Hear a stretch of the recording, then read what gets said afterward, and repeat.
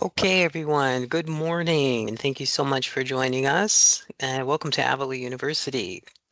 Today, we are going to be going through a program orientation. We're going to be recording, which I've already started, and after we finish, we'll make the recording available to you as well as these presentation slides, so you don't have to memorize everything. There's a lot of information in this presentation, so. If you have any questions, my colleagues will be manning the chat. As I put in the chat previously, I know some of you are enrolled already, some of you are not yet enrolled. If you have any questions regarding your application, if you've not yet received a welcome message from your advisor, you can reach out to um, our admissions team at Avila International App, the email you see there in the chat. Just a note, on the process of enrollment. All of you, there's some noise going on outside. Uh, Once all of you have submitted all of your documents, there are a couple of internal steps which usually take about 24 to 48 hours before you can actually be enrolled. So I know some of you are nervous at this point, but we just appreciate your patience. Again, if you have any questions, please reach out to admissions and they can help you. Again, if you have questions throughout the presentation, please put those in the chat and my colleagues will do their best to answer. Okay, let's go get started here. All right, our university values. As a Catholic university, we follow these guidelines here. If you'd like to learn more about them, just click on the link here and that will take you to the webpage where you can get more description. So today we're going to be talking about communicating with us. You guys are low-res students, so most of your communication will take place by email. So I'll have some guidelines there, people who to contact. We'll be talking about the student accounts that you guys will be using to navigate your program, different aspects of the program, your residency compliance, which is very important for those of you who are low-res students, a little bit about working while you're here studying in the US, and of course, we'll have time for questions. All right, some people that you need to know in our program. We have Sean Smith. She's our interim dean. She is also the program director of our technology programs.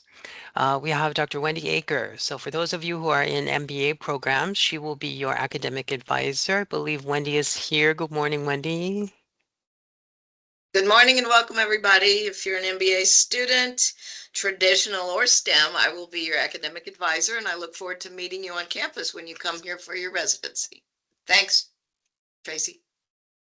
Thank you, Wendy. You have me, Tracy Jones. I am a senior graduate academic advisor. So if you are in computer science, cybersecurity, data science, or engineering operations, I will be your academic advisor. And again, once you're enrolled, you will receive a welcome message from me. We have Daniel Kapp, who is another academic advisor. If you're in artificial intelligence, business analytics, digital marketing, or our MA in digital marketing, social media, he is your academic advisor. Good morning, Dan. Good morning, everyone. Glad to see you all here. Excited to work with those of you that are my advisees and looking forward to see you at residencies and throughout this year. If you need anything or have any questions or issues, please let me know and I'll help you out the best I can. Thank you, Dan. We also have Aishwarya Shivle. She is another academic advisor. If you are in the psychology, kinesiology, or strategic communication programs, she is your academic advisor. And I believe Aishwarya is here. Yes, good morning.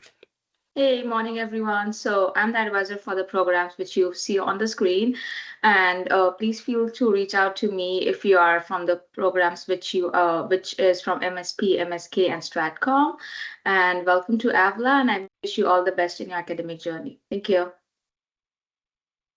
Thank you. All right, we have Andrew Bogle, who is our Vice President of Global Strategy and Chief International Affairs Officer. He was here a moment ago, but at some point you guys will meet Andrew.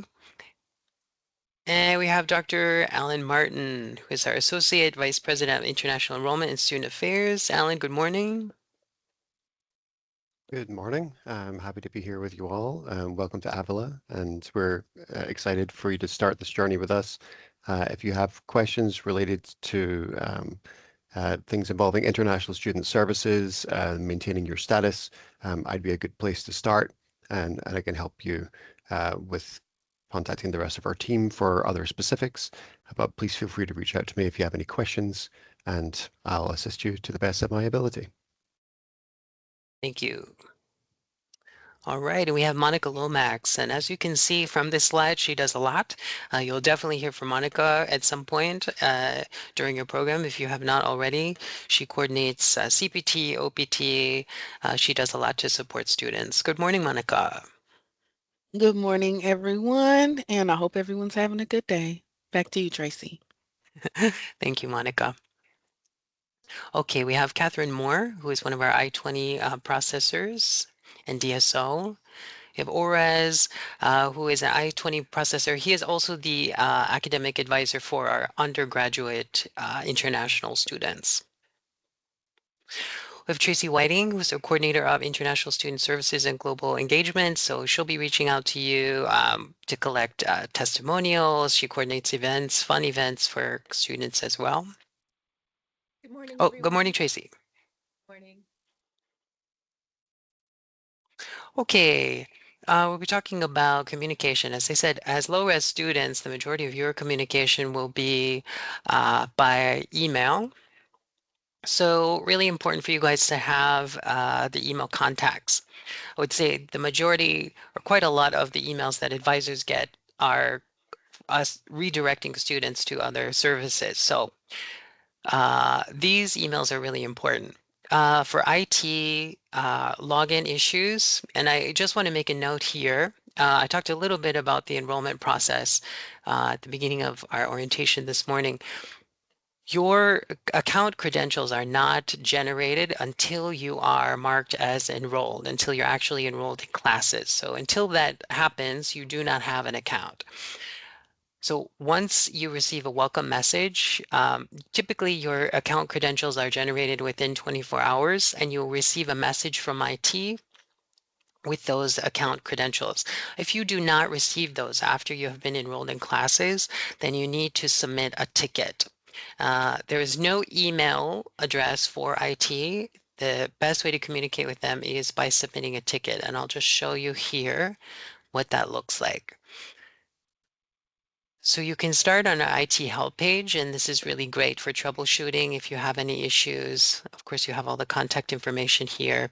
And there are a couple of places here where you're going to submit a ticket. So if you do have an IT issue, and again, if you do not receive your credentials once you have been enrolled, it's really important that you reach out to IT to get those credentials. So all you have to do here is submit a ticket, your contact information, subject, what your issue is, so maybe password or login credentials problem. IT services here, you choose from the group. Building, you can leave, you don't have a building, and then you can just describe your issue here. They typically get back to you pretty quickly. So that's the main way to communicate with IT. All right, so if you have any issues or questions related to billing your account, your advisors do not have access to your account information. So we can't check your balances, we can't receive payment from you. All of that is handled through the business office. And David Clarkson is our contact in the business office. So you should have already been contacted by the business office regarding payment deadlines, enrolling in payment plans. But if you have not or you have any questions, you want to reach out to David Clarkson directly. He's the one to help you. If you want to reach the DSO team, you met several members of the DSO team already this morning. But the easiest way to reach them is by this general email, international@avila.edu. This goes to all of the DSOs and they distribute those emails accordingly.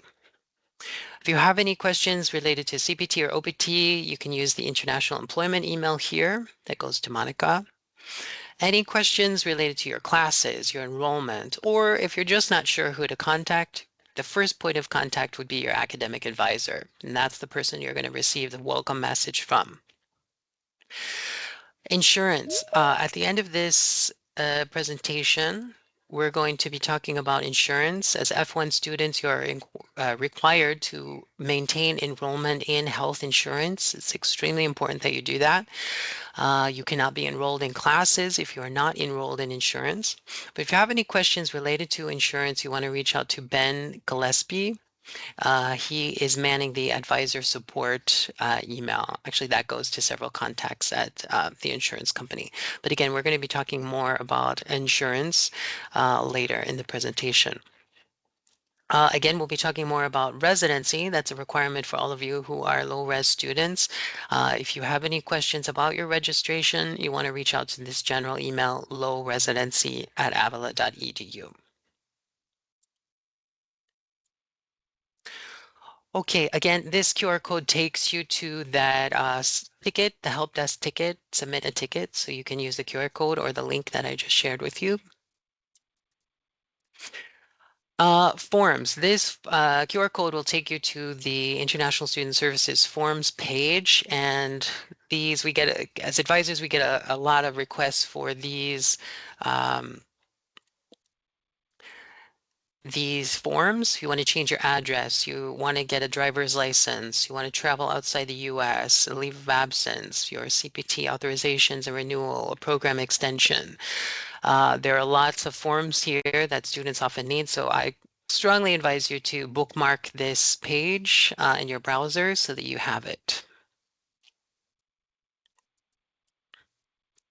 Okay, as I said, as low-res students, you are mainly communicating with us by email. That's the best way to communicate with us. It also serves as providing a record for our communication. So really important that you use email. And I just want to remind everybody, because we have had some issues with students and the quality of their emails. Just want to remind everybody that email communication, especially when you're communicating with anyone here at the university, your advisor, your instructors, any staff, faculty, email is a professional form of communication. It is not a text message to your friend. So you want to make sure that when you email us, you take the time to format that professionally. So you can see these are real life examples of student emails that I have received. And you can see just by using simple capitalization, punctuation, spelling, grammar makes a big difference. Again, you want to present yourself professionally. We want to make sure that when we read your message, we see that it is actually from a graduate student. So you can see some examples here of what not to do. And by making simple edits, we have an effective communication here. So please, again, just keep in mind that when you're using your Avila email and communicating with us, it is a professional form of communication. So please take the time to make sure you format it professionally. We really appreciate that. All right, just some guidelines for you guys to follow. Of course, once you're enrolled and you have access to your accounts, you want to always use your Avila email. If you reach out to us using your personal email, you'll just get a response asking you to contact us using your Avila email. It's very important that we can identify who you are. When you message us, please just send one message to one person. Sometimes students like to copy lots of people at the university. That only adds more messages to our inboxes. And I can tell you that everybody here at the university gets a lot of emails. And so we have these guidelines for you guys to help us to help you. We want to get back to you as soon as we can. And so by sending just one message to one person, we can better manage our inboxes. Once you have sent a message, please be patient. It's not necessary to send multiple messages. Again, this just adds more emails to our inboxes and makes it more difficult for us to get back to students. So please send one message to one person. If we need to redirect you, we'll respond and redirect you to the necessary contact. I showed you guys just now, please make sure you use email format. Those of you who receive a welcome message, attached to that welcome message should be an email format guide that you can follow if you're not quite sure how to format an email. Please make sure when you email us that you include all of the necessary details. I would say sometimes it's sort of hard to understand what some students are asking because there aren't enough details in the message. So please, before you send us the message, please read it over, make sure it includes everything that we need to help you. Our working hours are typically 8 to 5, Monday to Friday. And so outside of those work hours, most of us will not be responding to emails. So please be patient if you send us an email outside of normal work hours. Typically, you guys will be using Microsoft Teams for your online class meetings, those of you who have class meetings. But typically, we don't communicate with students via Teams. Please send us an email. That's really the best way to communicate with us. We do have an MS Teams channel just for students, and we post on that channel important information, a lot of the same information that we'll be emailing to you as well. But this is just another way, an easy way for you guys to stay in touch with things that are going on. So please keep in mind that you need to download Teams before you are able to join the channel. So if you want to join our Teams channel, we'll be happy to include you. All right, so we're going to be talking about some of the student accounts that you're going to be using and what you're going to be using them for. So you should be familiar, or you will certainly soon become familiar with this login page if you're not already. So you're going to be using the main three that you're going to be using are the first three here, MyAU, Campus Email, and Canvas. Navigate, you don't necessarily have to log into. Typically at this point, advisors use Navigate to send mass messages to our students, but that's not something you necessarily have to log into. Okay, so again, as I said, once you are enrolled in classes, your account credentials will be generated and those will be sent to you by IT. Again, if you don't receive those typically within 24 hours of being enrolled, please reach out to IT. My AU. In My AU, you're going to find your schedule of your classes. You'll find your grades in there. You'll find your billing, your balance, an itemized list of your fees. And we'll be showing you shortly some videos to show you how to navigate those. In your campus email, of course, you're going to be using your campus email to communicate with us. And while those guidelines that I shared with you are really important, I also want to stress the very obvious importance of you checking your email. We send you information pretty frequently, information that we want you to know, that you need to know. A lot of times we need you to respond to certain things or take certain actions. And so it's very, very important that you check your email on a regular basis. You read your emails very carefully.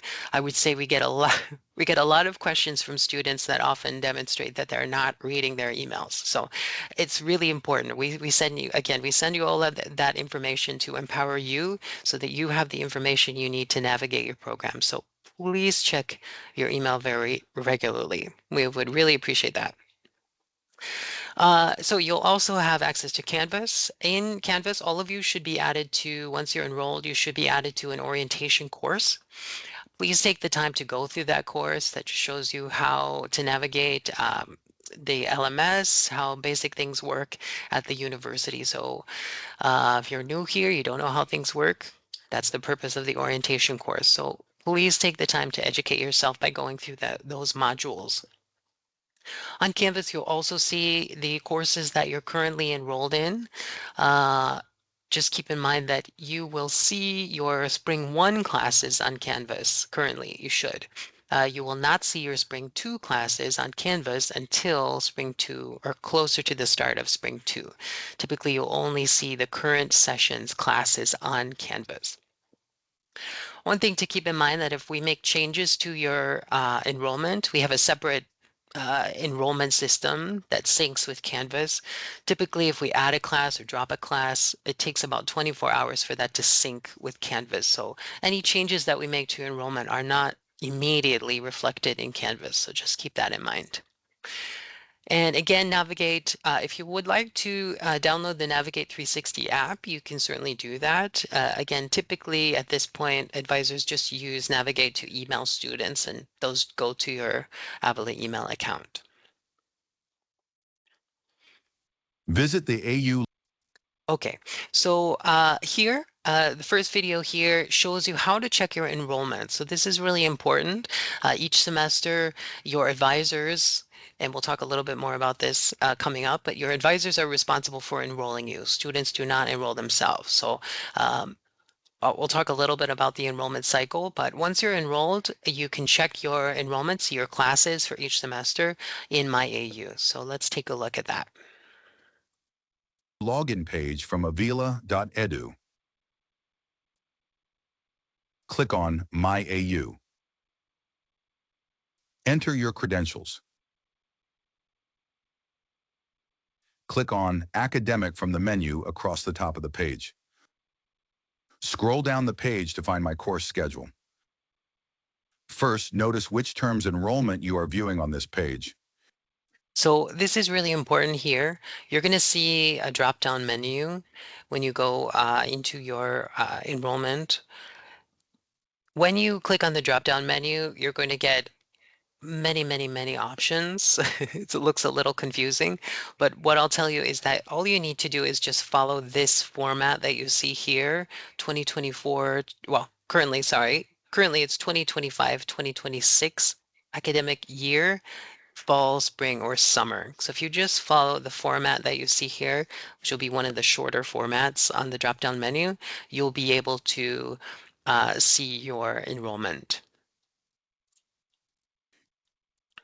You may have to select a different term from the drop-down menu depending on which semester's enrollment you want to see. Below, you will see which courses you are enrolled in for the semester. The first column provides textbook information if one is required for the course. Just click in the plus icon to see the information. And just a note, we're going to be talking about this in more detail in just a minute, but your textbooks will be available directly on your Canvas course page. So while you can see the textbook information here, you do not need to purchase the textbook. It will be available on your Canvas course page. Next, you will see the course code and name of the course. You can see how many credits the course is worth. If you are currently enrolled in the course, the status column will say current. If you have dropped or withdrawn from the course, that will be displayed in this column. In the next column, you will find course instructor's name. Now, for on-campus or high residency classes, you will see the day that the class meets noted by a single letter, MTWR or F. Note the R stands for Thursday. Below the day, you will see class meeting times. For low residency classes, no specific day or time will be listed. Low residency instructors will individually determine the synchronous meeting day and time. This information can be found on your Canvas course page and in the course syllabus. The next column shows you the session dates, which lists the first and last day the class meets. You can use this information to determine in which session the class will take place, Session 1 or Session 2. The last column shows you where the class will meet. All classes will be listed as MC or Main Campus. If your class in on campus or high residency, you will see the building name and room number where the class meets. For example, you will see WHI for Whitfield in room 509. If your class is low residency, it will be listed as HYB. Remember to always check your enrollment in My AU first before checking Canvas, as not all of the classes you are currently enrolled in may be available on your Canvas dashboard. Okay, so I'll just repeat here for all of you, your low-res students, you won't see you will most likely not see a specific day or time here in My AU for your class meeting. For low-res classes, the instructor chooses the day and time that the class meets. If your class has a class meeting, most of all of those students in the MSTM programs in those concentrations will have a synchronous class meeting every week. And again, the instructor will choose the day and time that the class meets, and that will be posted on your Canvas course page. So if you have any questions about that, just reach out to your instructor. So if you are new to using Canvas, there are some resources available to you. So if you go to your account here, once you have access, go to global announcements, and in there you'll find guides and resources for students. So those are not only limited to Canvas, but it gives you some, there are lots of videos showing you how to use Canvas, how to navigate that, and there are other resources related to your programs and other services here at Avila. So make use of that if you are not sure how to use Canvas. All right, just a couple of notes again on Canvas. If you're not sure what classes you're enrolled in, always check My AU first, because that's going to be the most accurate reflection of what you're enrolled in. Not all of your classes are necessarily going to be available on Canvas. So again, only the classes for that particular session will be there on Canvas. So right now, if you go into Canvas, you should only see your session 1 classes. You won't see spring 2 classes until nearer the start of spring 2. And that's how it works for every semester. So if you're enrolled in the class, so for example, you go into your Canvas right now, you don't see your Spring 1 class, that's likely because your instructor has not yet published the course. In order for you to see it, your instructor has to publish it. Unfortunately, some instructors don't meet the deadline to publish their courses, so they should have all been published by now. Certainly by the start of classes on Monday, they should be published. If you have any issues, just reach out to your instructor. If you are enrolled in the class, you see that on My AU, but your Canvas course page is not available to you. For example, your classmate can see the page, but you can't, then that's most likely an IT issue. So then you'd want to reach out to IT. However, don't reach out to IT until you are sure that the Canvas course page has been published. So just keep in mind that anything that you see on your Canvas course page for your class is your instructor's responsibility. So if you have any questions about what you see there, the class schedule, materials, something you can't access, if you're having issues submitting an assignment, you always want to reach out to your instructor. And you can do that. Your instructor's email should be on the syllabus. You can also message your instructor through Canvas.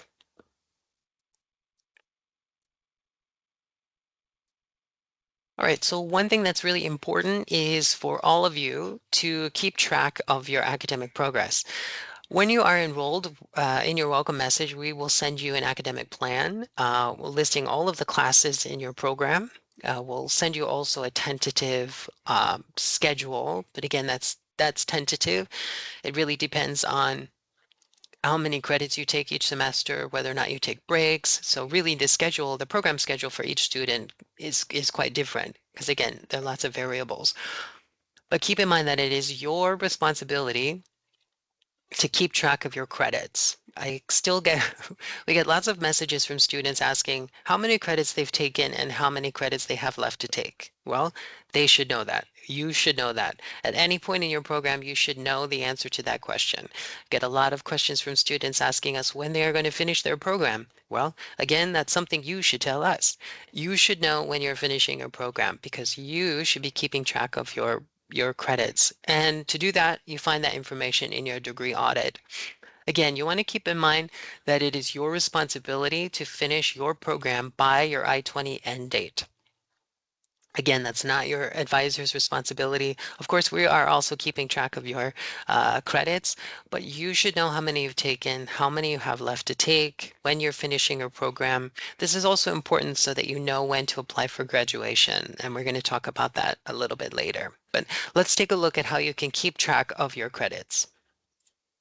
Visit the AU login page from avila.edu. Click on My AU. Enter your credentials.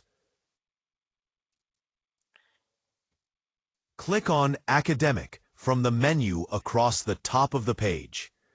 Click on Student Advising Info from the menu on the left-hand side of the page. Within the Degree Audit section, click on View All Details.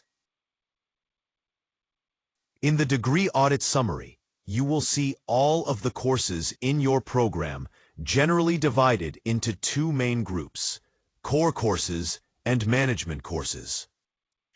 I just want to mention here that this example in the video is for a computer science concentration student. So if you are in a different program, your classes might be organized slightly differently, but all of your classes will be here in your degree audit. You will also be able to see and keep track of your GPA on this page. Also note that on this page, you can click on the Degree Audit PDF under the Summary to access your unofficial transcripts. By clicking on your core courses, you will be able to see a list of the required courses related to your concentration. Note that it is your responsibility to keep track of how many credits you have completed and how many credits you have remaining in order to plan out your program and finish before your I-20 end date. When you have successfully completed a course, you will see a green check followed by MET in the status column. Courses that have been waived or transferred will also be marked as MET. Courses that you are currently enrolled in will be noted as in progress. Remaining courses will be noted as required. The minimum grade required to pass a class is C. If you earn a D or F, the grade will not be reflected in your audit. Only successfully completed classes will be noted as earned. You also want to mention here two things. In terms of grades, you will only see your grades for C, B, or A here. If you receive a D or an F, you will not see that grade here. However, when you click on your degree audit here, these are your unofficial transcripts, you will see the grade there. I also want to mention transfers.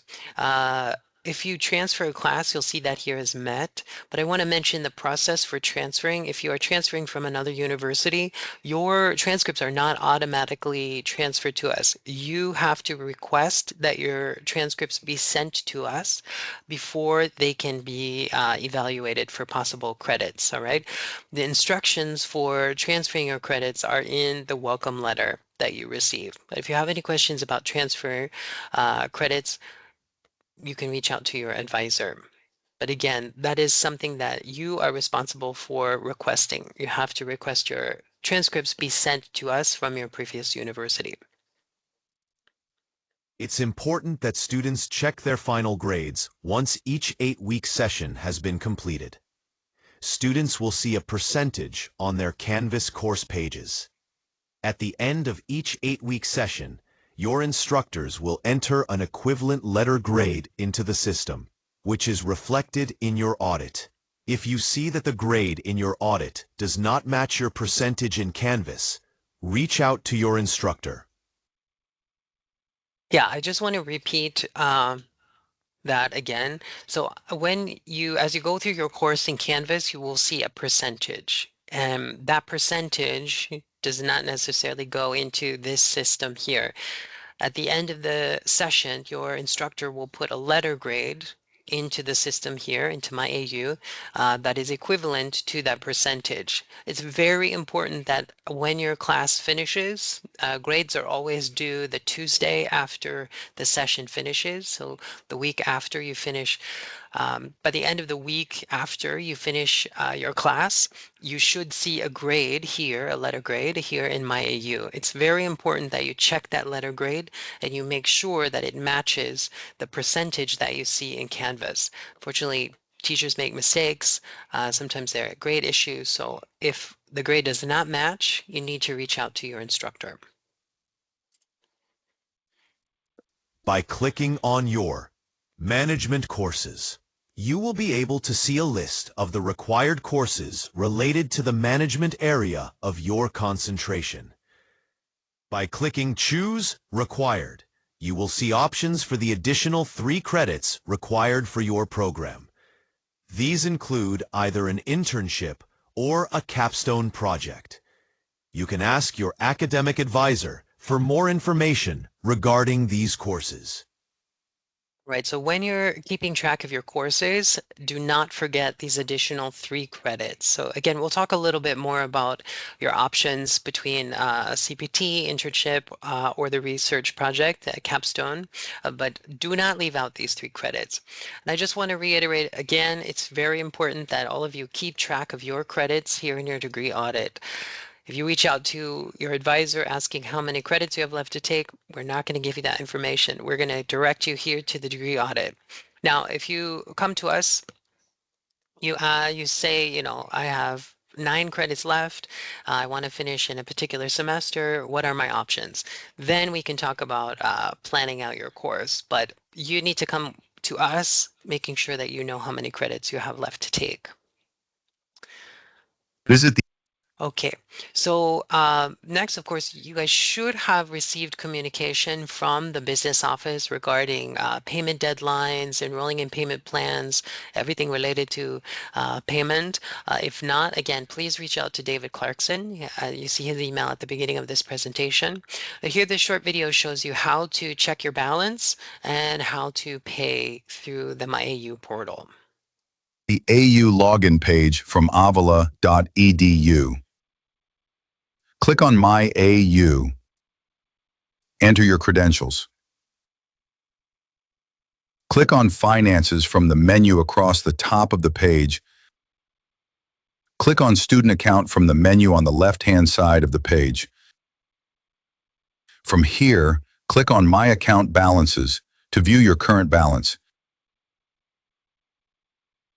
Click on View Account Details and History to see an itemized list of charges to your account. If you are unsure what any of the itemized charges are for, you can contact David Clarkson in the business office for more information. Clicking on View Bill Payment Options will take you to the payment portal, where you can make a payment directly or set up other payment options. It's important for international students to remember that keeping your account balance paid is a requirement of your F1 status. Having a past due unpaid balance puts you out of status and at risk of SEVIS termination. Having an unpaid balance also puts a hold on your account, which prevents you from being enrolled in classes. If you experience issues paying your account balance, it is important that you communicate proactively with David Clarkson in the business office. So again, I just want to reiterate how important it is to maintain your balance, to be aware of the due dates, the guidelines for enrolling in payment plans. It is a requirement of your F1 status to maintain your account. So if you have past due, first of all, starting in week 2, if you have not paid your balance in full, or if you have not enrolled in a payment plan or made other arrangements with the business office, you will lose access to Canvas. So you will not be able to participate in your classes. So it's extremely important that if you have any issues paying your fees, that you communicate very proactively with David in the business office. Extremely important. Having having a hold on your account means that you could potentially be terminated. It means that you cannot enroll in any additional classes. So it creates a lot of issues. So again, it's typically the business office is extremely flexible as long as you are making an effort to communicate with them. Very important. Okay, and I do want to mention too, as we are going forward here, at the end of every 8 weeks, all of you will be attending residency.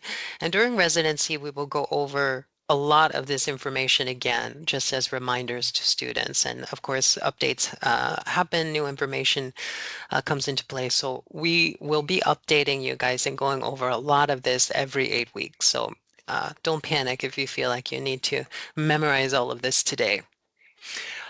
So all of you have access to databases for the research you guys will be doing in your classes through our library portal here. Again, access to JSTOR journals. If you are familiar or if you struggle with citation, referencing, that sort of thing, lots of resources here. Through the library, we also have tutoring services that you guys have access to. So please take advantage of those. Okay, so we're going to be talking about some of the aspects of the programs that you should be aware of.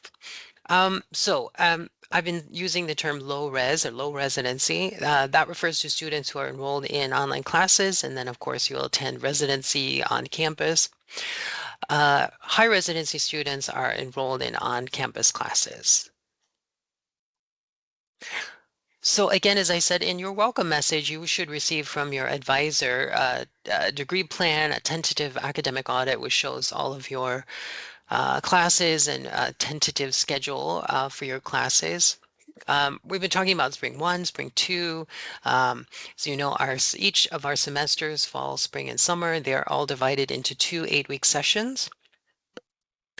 So as we've already mentioned too, for low-res students, your classes, if your class has an online meeting, and all of the students in the MSTM program concentrations will have a mandatory online class meeting every week. You'll attend that class meeting by Teams. The link and all the information, the time and the day should be available on your course syllabus on your Canvas course page. So if it's not, please reach out to your instructor.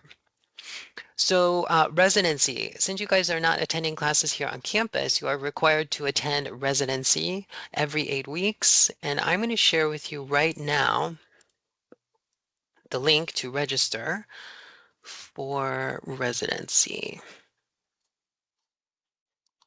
Okay, so I'm putting in the chat right here. This is the link for everyone to register for residency for spring 1. So typically when you attend residency, you'll also receive the link for the following residency. So when you go to spring 1 residency, you will receive the link to register for spring 2. And your advisors will also be sending that out. When I send out the recording of this presentation and the presentation slides, I will also include the registration link. So please remember that you are required to attend residency. Not attending residency or not having an excused absence from residency could lead to termination. It's very important that you attend. Very important also that while you are enrolled in classes during the semester, you must remain in the US. If you need to leave the US for any reason, you must have authorization before you do so.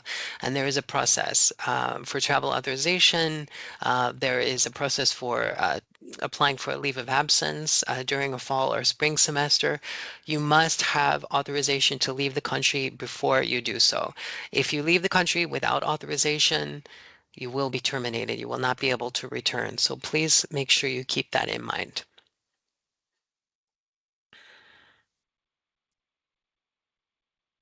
Okay, and another note too, for some reason, I'm not sure why, students, typically the residencies are scheduled for different dates, but typically they're toward the end of the session. Your residency attendance is not the end of the session. So the end of the session is the last day of classes. And so typically you cannot leave the US until after classes have finished. So please note, a lot of students ask again for some reason, can I leave the country after I attend residency? The answer is no. You cannot leave the country until the end of the actual session with authorization. Okay, so as I mentioned before, your advisors are responsible for enrolling you each semester. Students do not enroll themselves. They cannot add classes or drop classes themselves. All of that is done through your advisor. So typically, the minimum number of credits that you must take each in fall and spring is 6. And this might be different at another university. I know students have friends at other universities, and the minimum number of credits is different. Each university determines their own minimum number of credits. And at Avila, for the graduate programs, it is 6 credits. All of you should be enrolled in 6 credits for spring. You are allowed to take up to 9 credits. So if you do want to add an extra class for spring 2, you can do that by reaching out to your advisor. After you complete your first semester from summer, you will be able to take up to 12 credits, which applies to the students in the MSTM programs. For summer enrollment, this is optional. And I'm also going to add a link here. And we'll also be sending this out. This link is for the MSTM students. So if you are in one of the MSTM concentrations, you can find summer enrollment information here in the chat. So typically what we do, your advisors will reach out to you typically from the beginning of the semester. So as soon as spring semester starts, we're going to start summer enrollment. Soon as summer starts, we're going to start fall enrollment. So typically Dan and I will be sending this form out to you to collect your preferences. Okay, and so for summer, those of you who are those of you who are continuing to summer, you can decide whether or not you want to take summer classes. All that information is there in the summer enrollment link. Again, for fall and spring, if you have an emergency situation, you need to go back to your country. There's a process for applying for a leave of absence. Just keep in mind that that typically involves a temporary termination of your CVIS while you're out of the country. Um, let's see. So again, it's really important that when we reach out to you to ask for your preferences each semester, how many credits you want to enroll in, it's very important that you keep in mind how many credits you've taken, how many you have left to take, and when your projected end date or your completion date is, and how it relates to your I-20. So it's very important you keep that in mind when you fill out those forms and let us know how many credits you want to take. Let's see. Okay, so typically, if you want to take up to 12 credits, which is a pretty heavy course load, you have to have at least a 3.0. Again, as I said, always keep your I-20 end date in mind as you are uh, enrolling for each semester. Okay, so I think, as I mentioned before, we're responsible for enrolling you. Typically, we ask you how many credits you want to take, but we don't typically allow students to choose specific classes. What we do is enroll you in the classes that you have remaining and the classes that are available to you. You choose how many credits, and we enroll you in accordingly. Okay, so again, to decide how many credits you should be taking each semester, you have your degree audit, you have the initial academic plan that we supplied to you, so you can use all of that information to plan out your program. You also want to keep in mind, again, as summer enrollment is optional, if you do plan to take a summer break or partial summer break, you still are responsible for completing your program by your I-20 end date. Okay, so you need a minimum of a 3.0 GPA to graduate. It's actually technically possible to pass all of your classes and still have less than a 3.0. So A's and B's is what you want to aim for. If you receive a D or an F in a class, your GPA typically falls below 3.0 and you're considered on academic probation until you have retaken and passed that class. If you do fail a class, you have to retake the class, you have to pay for it again. Typically, you have to repeat the class within the next semester. We have a policy of maximum of 2 Cs in the program. So if you receive a third C, you must repeat one of the classes in which you've received a C. You are not allowed to repeat any more than 2 classes in the program. So if you fail a third class, unfortunately, that would lead to academic dismissal. Okay, so I know it's day one. We're already talking about graduation here, but what I want to mention, again, as I said, it's really important that you keep track of your credits. You should know the semester in which you plan to complete your program. And that's important because of our graduation application cycle. Typically, our graduation application is due in November of each year, and that is for students who are graduating in that fall, the following spring and summer. So you may be graduating in summer, but your graduation deadline will be in the previous November. So that's why it's really important for you guys to know when you're actually finishing your program. Of course, it probably won't apply to you for the upcoming year, but next year, you want to keep this in mind. Applying for graduation is required. It is required for the registrar's office to audit your coursework and to make sure you've actually completed everything. There is the current fee for the current academic year is $250, and that also includes commencement, everything related to the commencement ceremony. There is currently only one commencement each year, which is held in May, and it is for students graduating within this cycle. It is not possible to defer your graduation to a future commencement. So again, we are going to be sharing information about graduation with you periodically, but this is something just to keep on your radar. Okay, so a few more things about your courses here. As soon as you have access to Canvas and you can access your Canvas course page, you want to make sure you're looking over your syllabus. Again, your textbook should be available on your Canvas course page, which we're going to talk about in just a second. But you want to make sure you're reviewing all the course information, looking for all the information that you need to join the class. Typically, your assignments are weekly discussions, readings, assignments. This depends on the class, but all of that information should be listed on your Canvas course page. So as we mentioned before, your textbooks, if your course requires a textbook, not every course does require a textbook, but if a textbook is required, this will be accessed through your Canvas course page. And as you guys can see, if, those of you who have seen looked at your bill, itemized list of charges, you'll see a textbook fee. There's a textbook fee that applies to each credit hour, and this is charged to all students, undergrad, graduate, and this is a fee that covers your textbooks that are required for your classes. So along with your welcome message, you should also receive a document which has more information about BibliU, which is the company that provides the textbooks. But you do not need to purchase your own textbooks. They're available through your Canvas course page. If you don't see or you have trouble accessing, just reach out to your instructor. Okay, so as you're navigating your classes, of course, it seems very fundamental that we expect all of you to do your own work.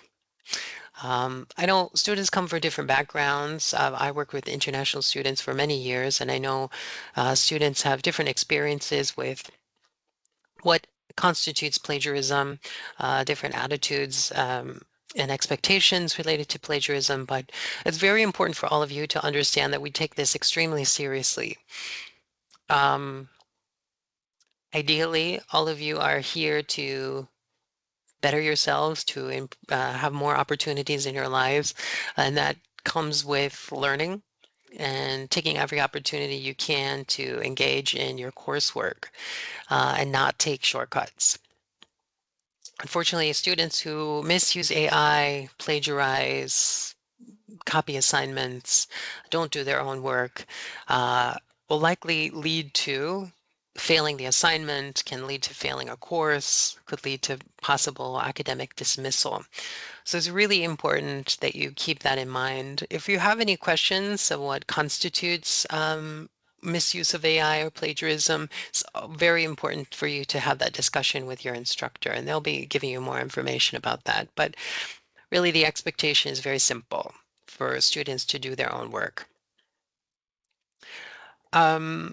Very important that you communicate very proactively with your instructor. If you need help, you have questions, you need clarification on assignment guidelines, it's very important that you reach out to your instructor. I would say most often the students that we see who are not successful in their courses have not communicated effectively with their instructors. And again, I know this can be cultural. Some students come from backgrounds where they are not used to having a lot of interaction with their instructors. But here I would say it's really the opposite.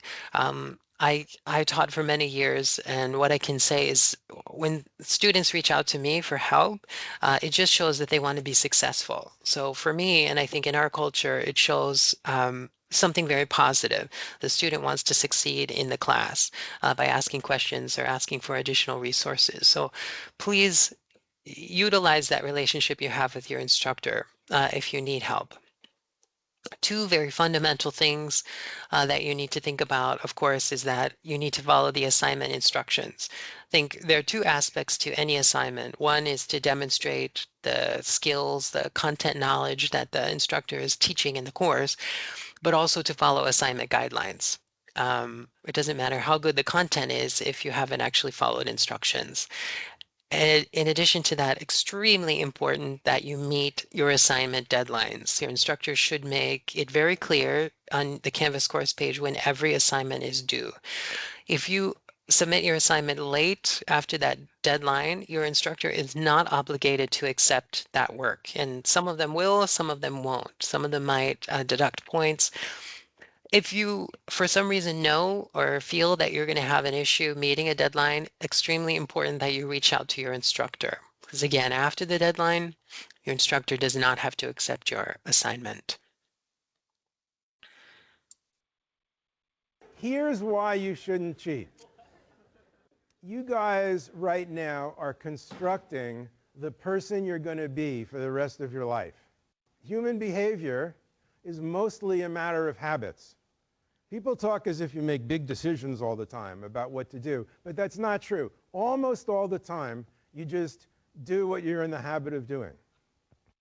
If you get in the habit of cutting corners this early in your career, how are you going to make it through the harder upper division classes? And then, what are you going to do when you actually get a job and the person next to you isn't doing the same thing you're doing?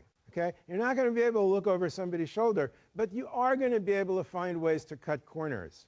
And I don't want to fly in an airplane that was programmed by somebody who cheated in this class. So really, and furthermore, what's the best thing that can come out of cheating?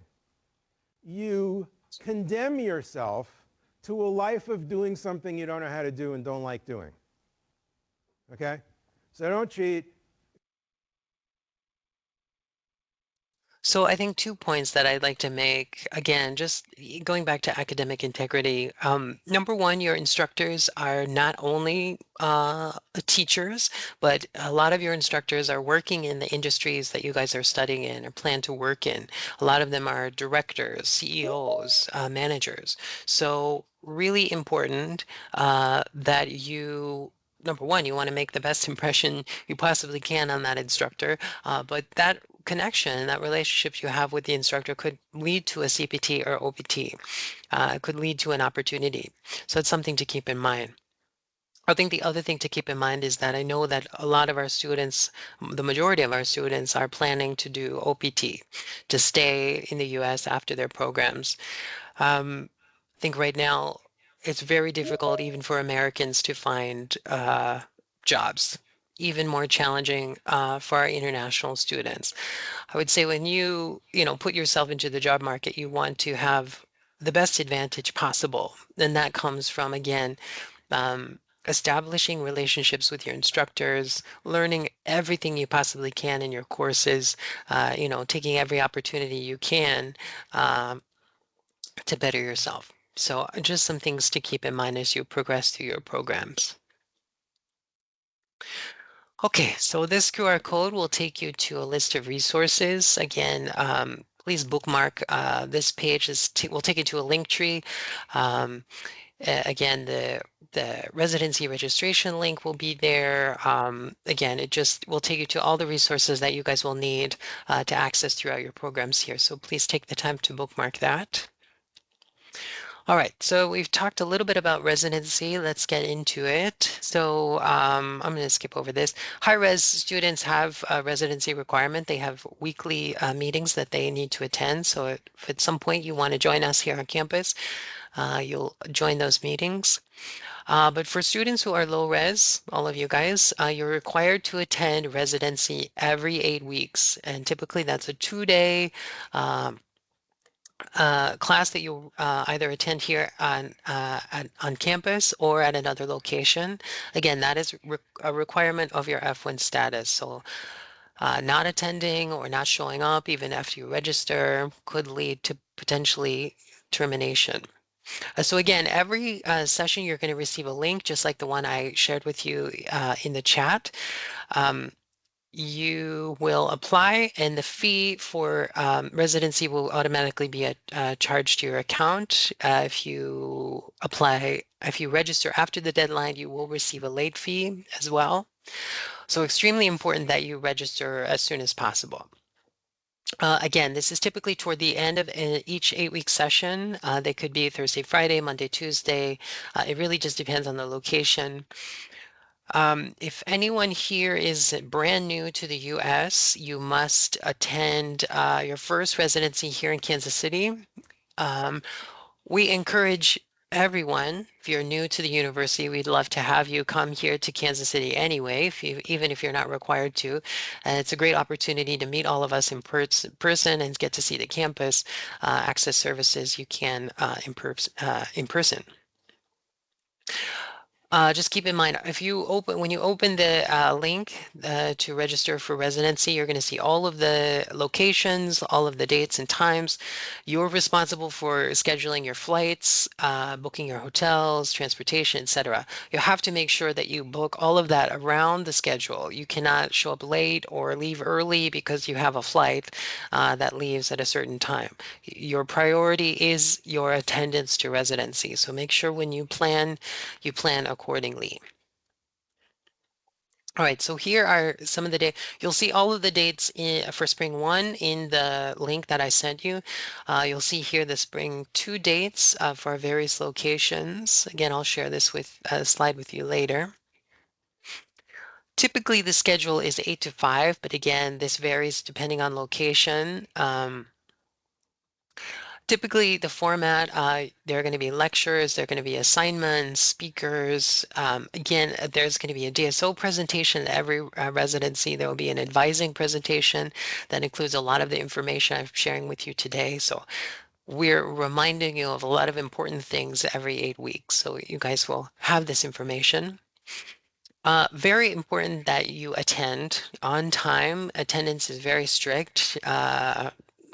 At the beginning of the days, end of the days, um, all of this could impact your F1 status. So it's extremely important that you attend and be there and participate when you need to, that you're attentive and you're respectful when you're attending. Very important that you listen to presenters while they're presenting and that you're engaged in those activities.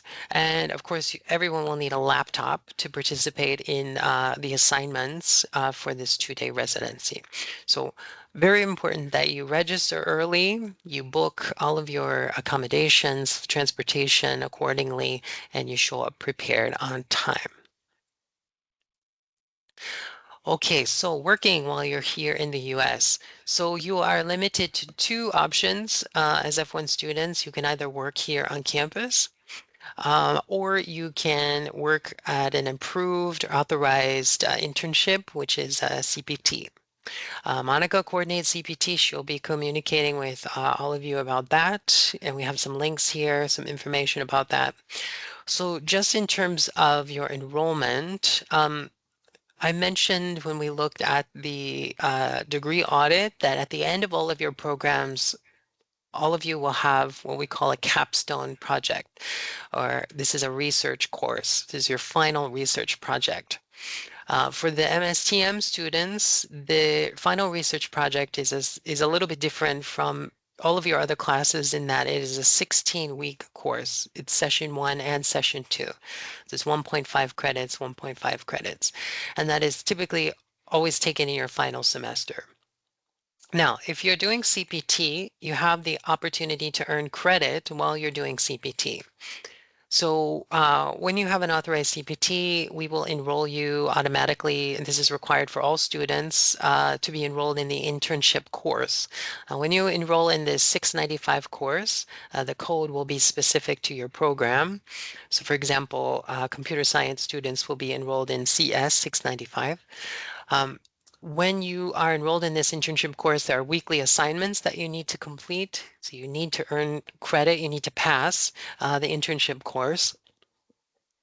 For every 8 weeks of the internship course, every session, you'll earn half a credit.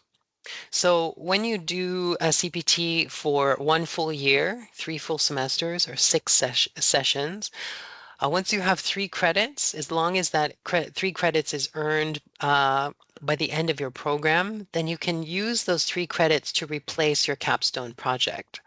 So 3 credits of CPT can replace the capstone.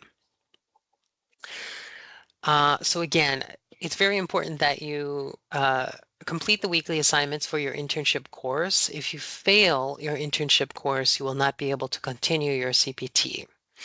I just want to mention too that I need to update this slide because you can actually earn up to 6 credits of CPT. So it's possible to do CPT for up to 2 years. I apologize for that. So yes, but once you have 3 credits, you can replace the capstone and then you can continue earning more credits after that. Okay.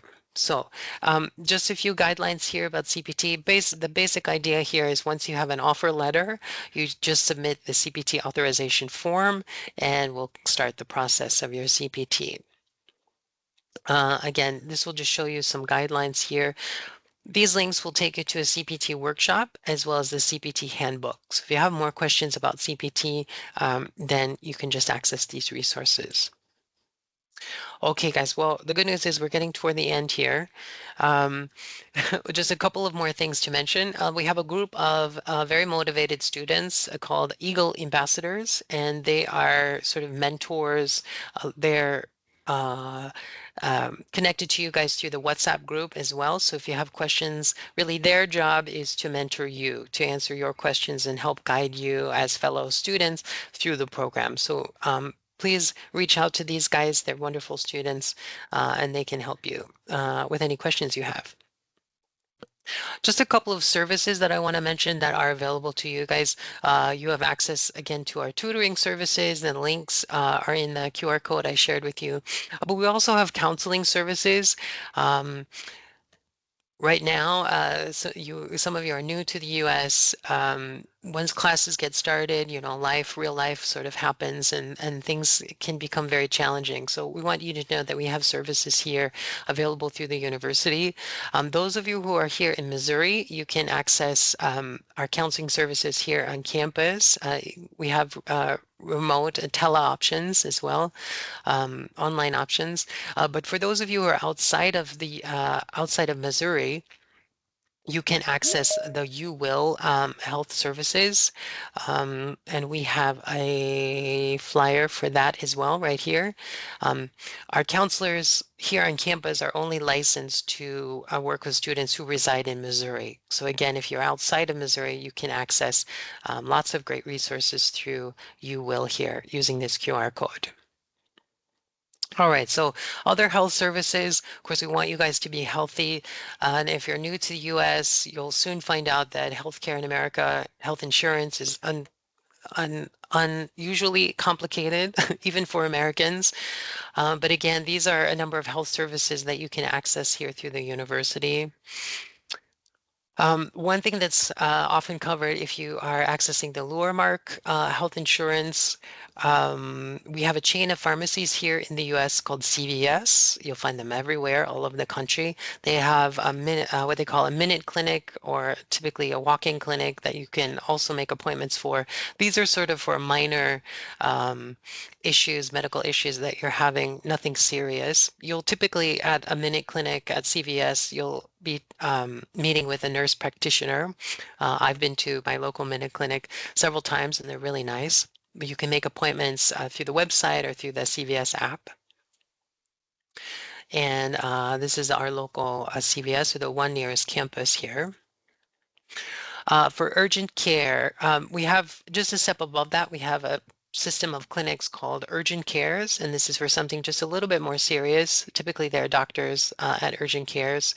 I think the one thing that you want to keep in mind is that whatever insurance you have, you want to be aware of what it covers. And so it may or may not cover, or it may cover certain percentages of urgent care services.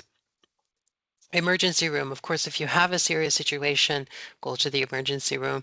Keep in mind, again, this is really important to know what your insurance covers. A visit to the emergency room, calling 911, taking an ambulance, going to the emergency room can be very expensive, unfortunately. So again, you want to make sure you know what your insurance covers before you access these services. So again, here, the last part of our presentation is about our mandatory health insurance. I want to mention that it is required for all F1 students to maintain health insurance while you're in the United States. You are not required to enroll in uh, our Luermark insurance. Luermark works with Avila, and students enroll independently. Nothing is facilitated through the university. So you will enroll in insurance, pay for insurance on your own. Of course, we are also keeping track of who is enrolled in insurance.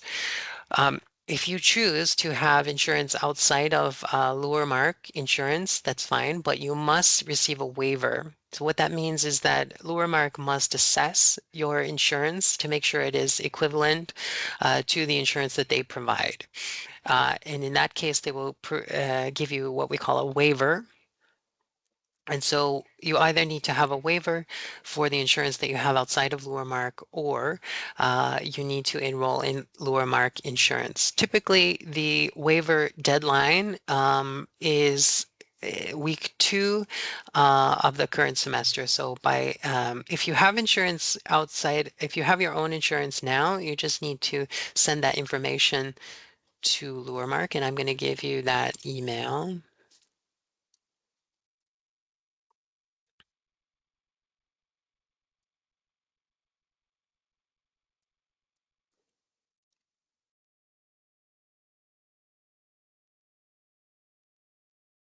Okay, so again, if you already have insurance or you have another provider in mind, just send that information to waivers@lowermark.com, and they will assess that and provide you more information. Okay, so I'm not going to go through every bit of this information because I know your brains are probably filling up, but all the information about lower mark insurance is here. You have 2 plans that you can choose from. I would say again, it's extremely important that you understand when you enroll in any type of insurance, exactly what that insurance covers. Otherwise, you might be surprised when you access some kind of services and then you get a big bill. So please make sure you do your research and know exactly what you're signing up for. That's really important. The other thing that I would caution you about is to make sure that once you enroll in insurance, you have your insurance information with you. Typically, you receive an insurance card. That might be a physical card, or it could be a digital card that you can access on your phone. But make sure you have that information, because anytime you go to the doctor or access any kind of health service, they're going to ask you for that card. I've had many emails from students from the emergency room not knowing how to access their insurance information. So make sure you have it as soon as you enroll before you actually need to use it. So again, this is all of the, you can read through these slides, which I'm going to share with you guys when we're finished here. It walks you through exactly how to sign up for the Luremark insurance on their website. There are a couple of videos here. Stop. So you just watch these videos. It'll show you exactly how to sign up. It'll answer there's some Q&A in here from students about the different aspects of insurance. So again, a couple of videos for you to watch here on your own, but extremely important that you guys, as long as you are here in the US, you must be enrolled in insurance. You want to take care of that as quickly as possible today. Okay, well, we have reached the end here. And again, I'm sure your brains are quite full.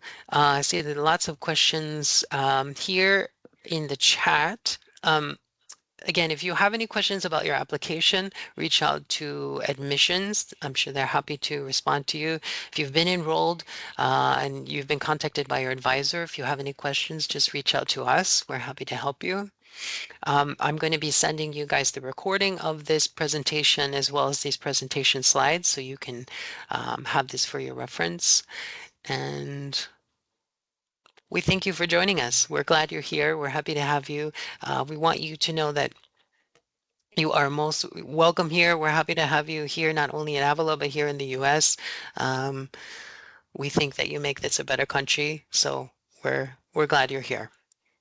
So thank you guys very much. And if you have any questions, please reach out to us. Otherwise, have a great semester. Good luck. And we'll see you soon.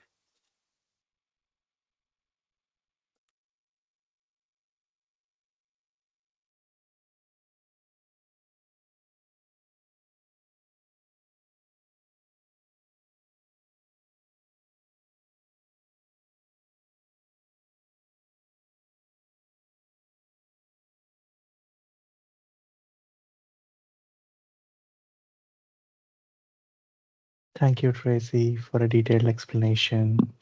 Means a Well, lot. you're welcome.